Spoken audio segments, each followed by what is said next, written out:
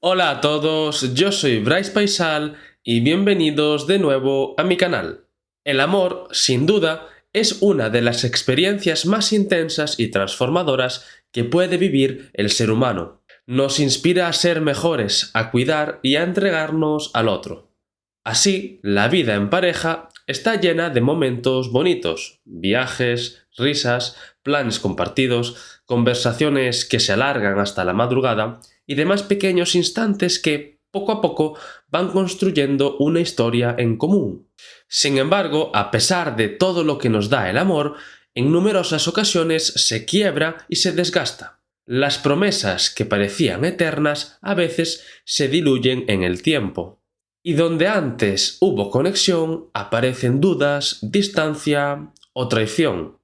¿Por qué, si el amor es tan poderoso, algunos cruzan la línea de la infidelidad? ¿Qué nos lleva a ser infieles? ¿Son hormonas, evolución, cultura o todo a la vez? ¿Y quién engaña más? ¿Hombres, mujeres o ambos por igual? ¿El ser humano es realmente monógamo por naturaleza? ¿O estamos más cerca del poliamor de lo que creemos? En este vídeo trataremos de dar respuesta a estas cuestiones de la mano de la psicología evolucionista, de la etología, de la antropología y de la sociología. Exploraremos qué dicen la ciencia y el estudio del comportamiento humano y animal sobre nuestras relaciones, nuestros deseos y nuestras contradicciones. Así que, si alguna vez te has preguntado por qué ocurre la infidelidad, si es inevitable o si realmente podemos comprenderla, quédate conmigo. Y dicho esto, comencemos. Los azotes, los estigmas, los garrotazos, el ostracismo, la mutilación de genitales, la amputación de narices y orejas, los tajos en pies, caderas o muslos, el divorcio, el abandono y la muerte por lapidación, en la hoguera, por asfixia, bajo el agua, por estrangulamiento, fusilamiento o apuñalamiento, son algunas de las muchas prácticas crueles que se dieron y se dan en el mundo para castigar la infidelidad.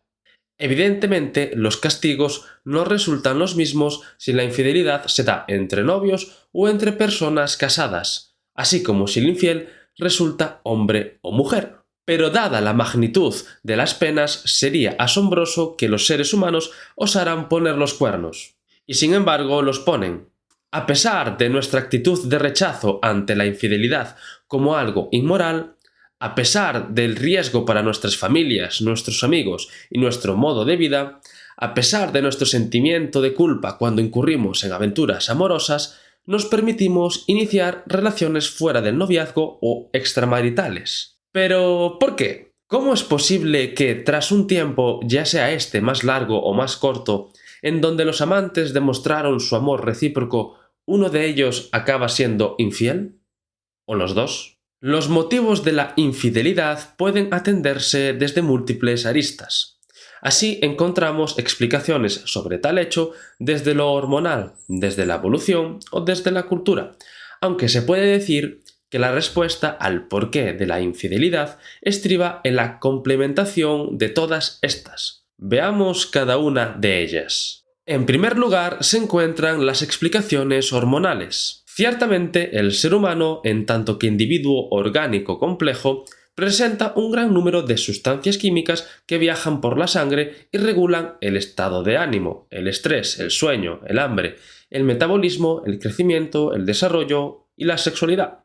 Las relaciones amorosas, de igual manera, se encontrarían sujetas, según estas explicaciones, a los condicionamientos hormonales, y en concreto a la feniletilamina, a la oxitocina, a la dopamina y a la testosterona. Para múltiples autores, como Michael Liebowitz del Instituto Psiquiátrico del Estado de Nueva York, los humanos se enamoran cuando las neuronas del sistema límbico, nuestro núcleo emocional, se saturan o son sensibilizadas por la feniletilamina, una pequeña molécula que provoca sensaciones de exaltación, alegría y euforia. Para corroborarlo, en diversos experimentos, Liebowitz y Donald Klein administraron bloqueadores de una clase de sustancia que descompone la feniletilamina, la monoamina oxidasa, a personas adictas a las relaciones amorosas, observando cómo aumentaba más la euforia de su enamoramiento tras su suministración. De igual manera, han observado cómo personas en procesos de divorcio tenían niveles bajos de feniletinamina, así como de oxitocina. A este respecto, cabe señalar que en el mundo animal encontramos ejemplos de cómo los niveles de oxitocina están relacionados con la configuración estable de parejas. Un ejemplo muy curioso viene de los topillos. El topillo de pradera forma parejas estables y desarrolla apego, mientras que el topillo de montaña es más promiscuo y no crea vínculos duraderos. Ambos topillos pertenecen a la misma especie, pero la diferencia está en la oxitocina, ya que los de pradera tienen más receptores en zonas del cerebro asociadas al placer, lo que refuerza el vínculo tras el apareamiento, mientras que los de montaña no. Y de manera semejante, se han realizado estudios donde se medía los niveles de oxitocina entre personas casadas y solteras, siendo los niveles de esta hormona mayores en las segundas que en las primeras. Junto a ello, cabe destacar que, según diversos investigadores, algunas personas que dicen no haber amado nunca sufren de hipopituitarismo, una condición médica en la que la glándula pituitaria produce una cantidad insuficiente de una o varias hormonas. Junto a la oxitocina o la feniletinamina encontramos la hormona del placer, la dopamina. De acuerdo con Daniel Lieberman, profesor de la Universidad George Washington y miembro de la Asociación Americana de Psiquiatría,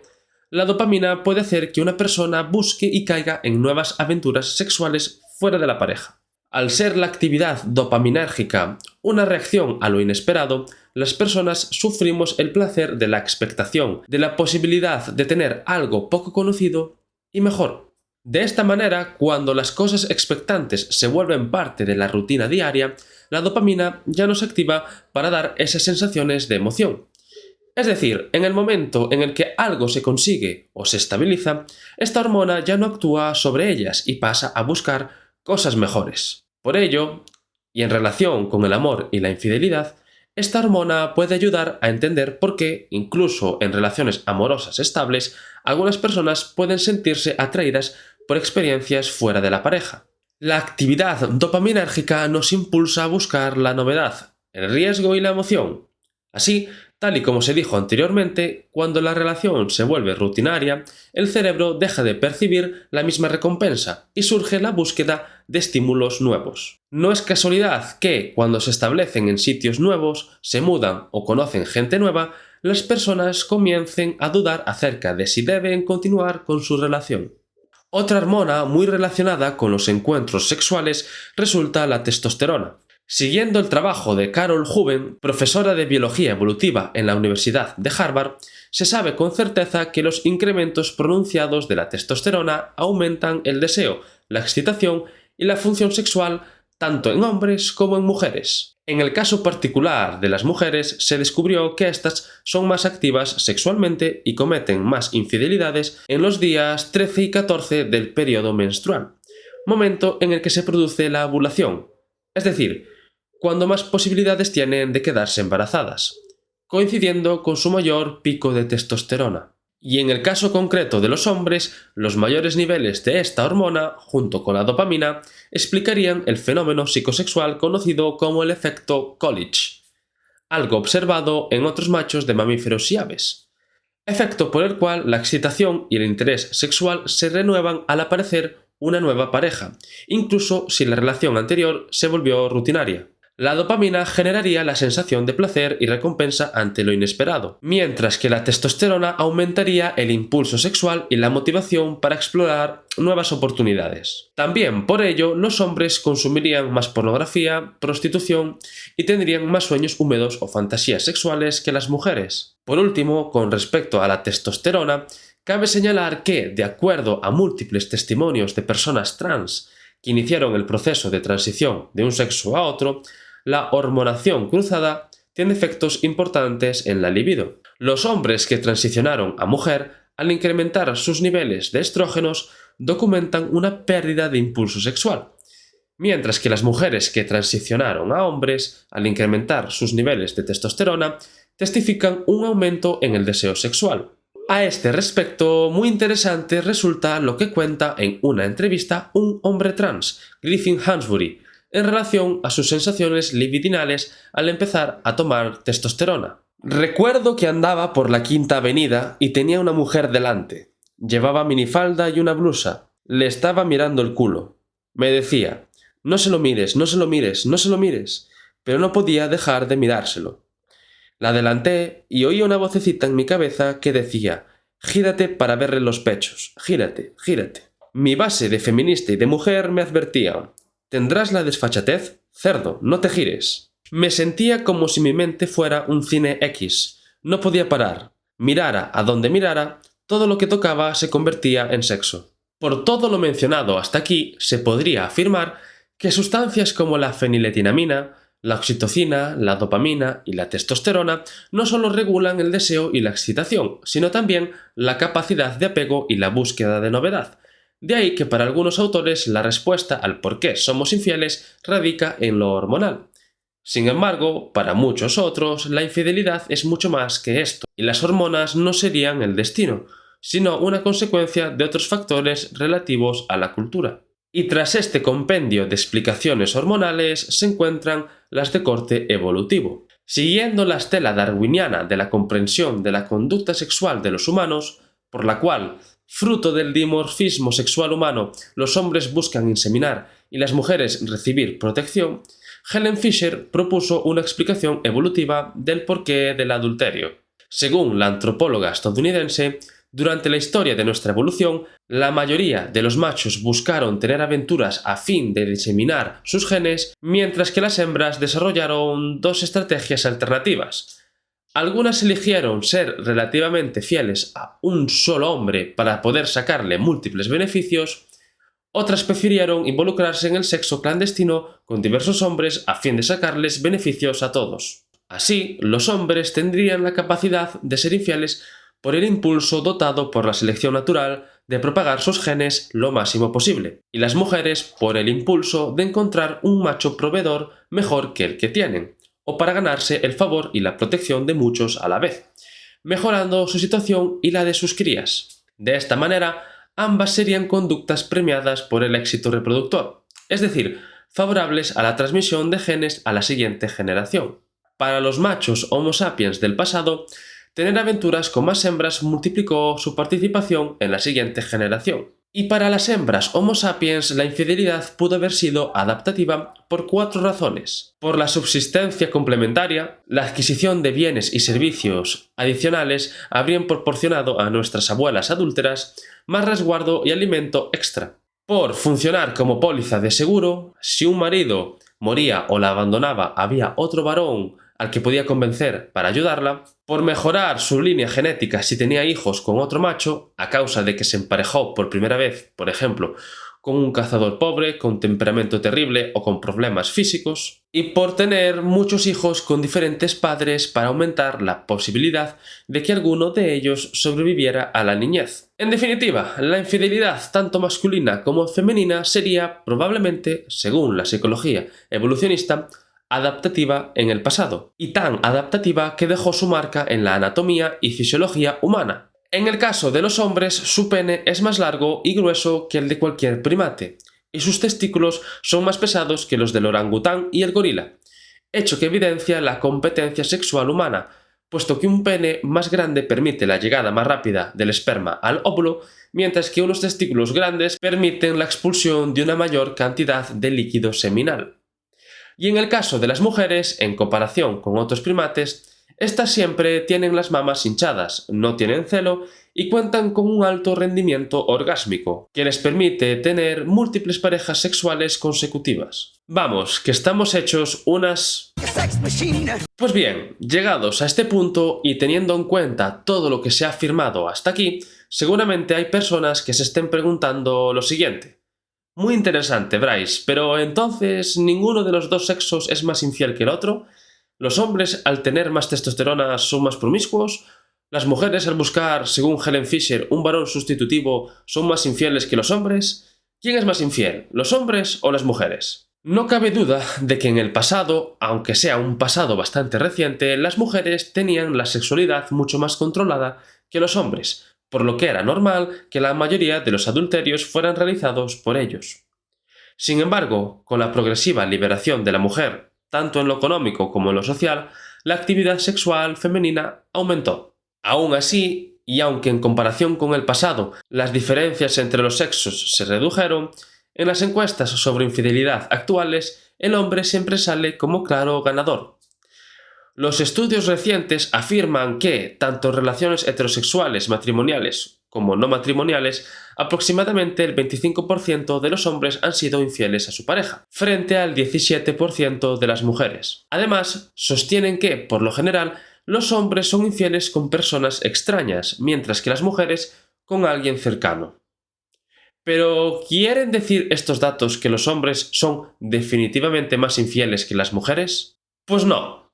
Y es que resulta necesario señalar factores sociales que se esconden tras estos datos. Aún hoy en día los hombres tienden a alardear sobre sexo, mientras que las mujeres en general ocultan sus deslices.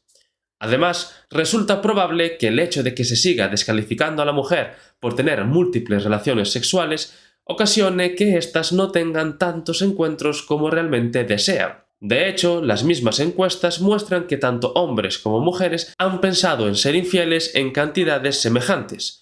El 40% de los hombres y el 40% de las mujeres encuestados tuvieron pensamientos acerca de ser infieles, por lo que la diferencia entre ambos en el deseo o fantasía es mucho menor que la conducta real. Aparte, existe también un problema aritmético.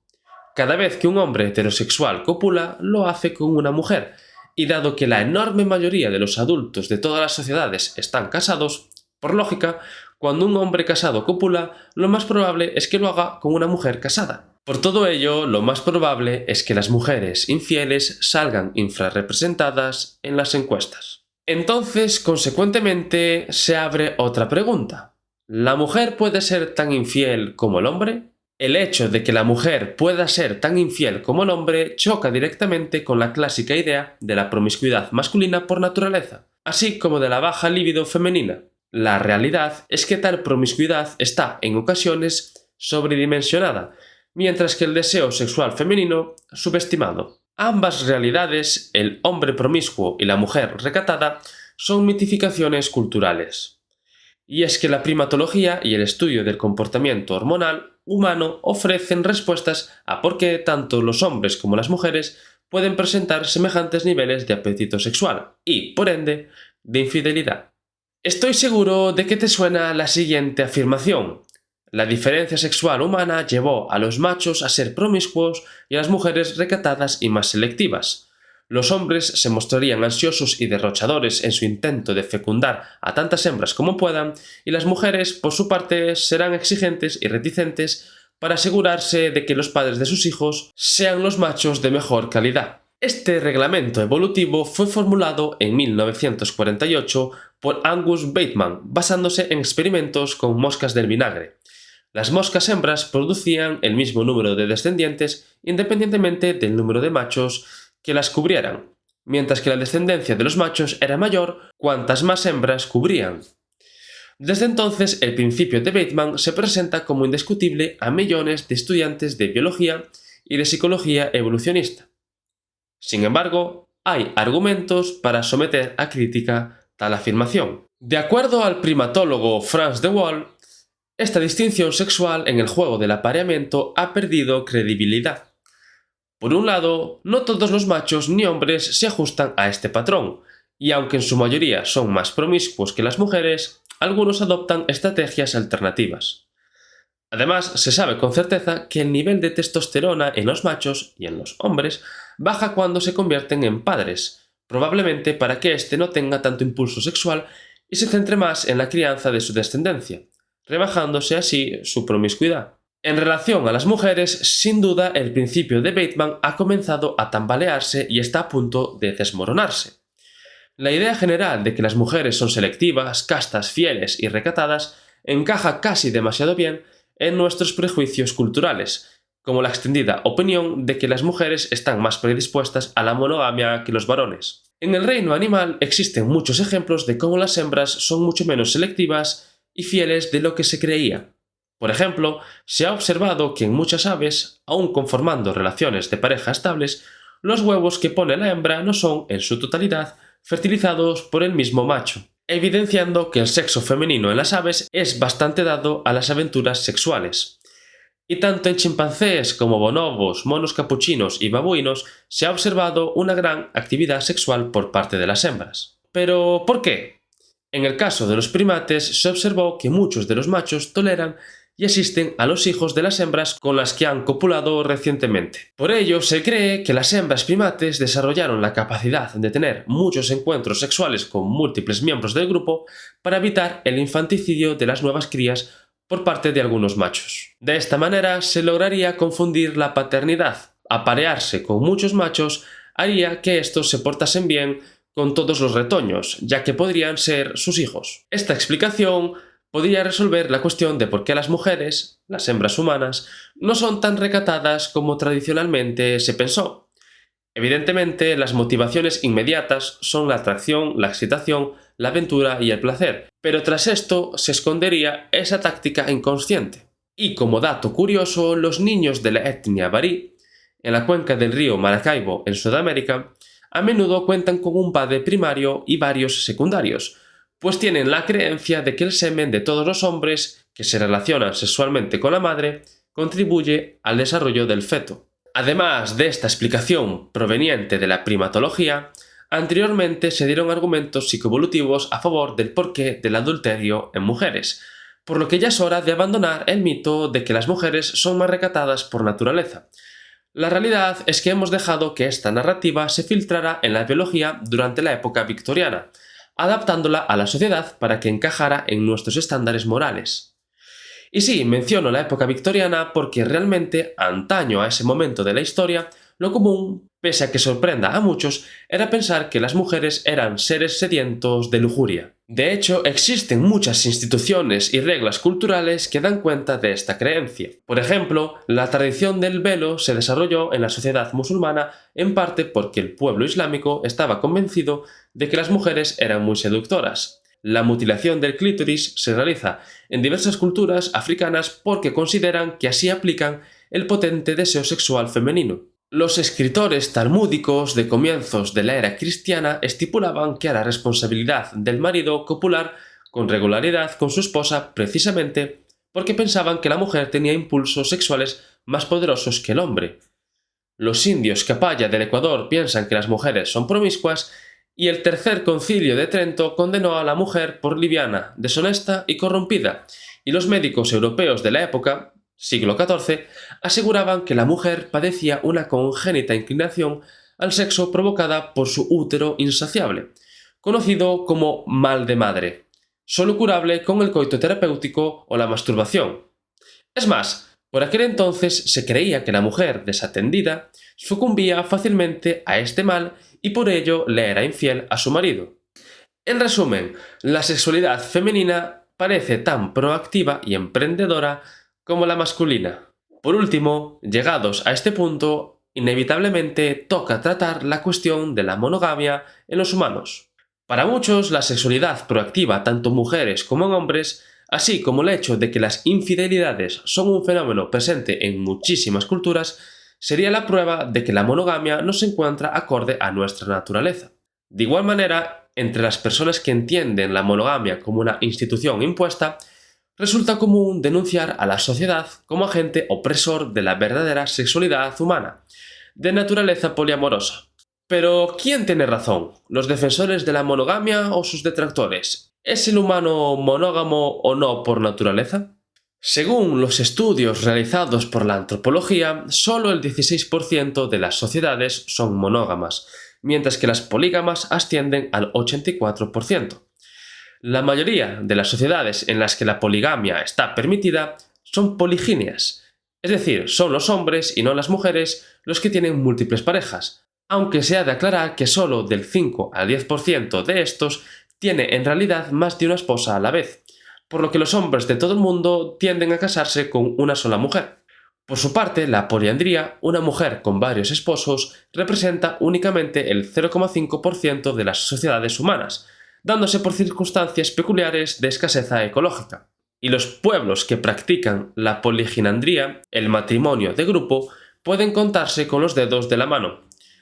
Nuevamente, para muchos el hecho de que los humanos pudieran desarrollar sociedades tanto monógamas como polígamas supone la evidencia de que son las exigencias de la sociedad las que dictaminan cómo amar, a cuántos podemos amar e incluso la existencia de los celos. Esta tesis tiene su fulcro de verdad, y como dio cuenta Marvin Harris, la poliginia, un marido, varias esposas, predomina allí donde la tierra es abundante y se da escasez de mano de obra. La poliandría, una esposa, varios maridos, representa una adaptación a una escasez extrema de recursos para evitar la crecida de la población, y la monogamia parece prevalecer en niveles intermedios de presión demográfica y escasez de tierra.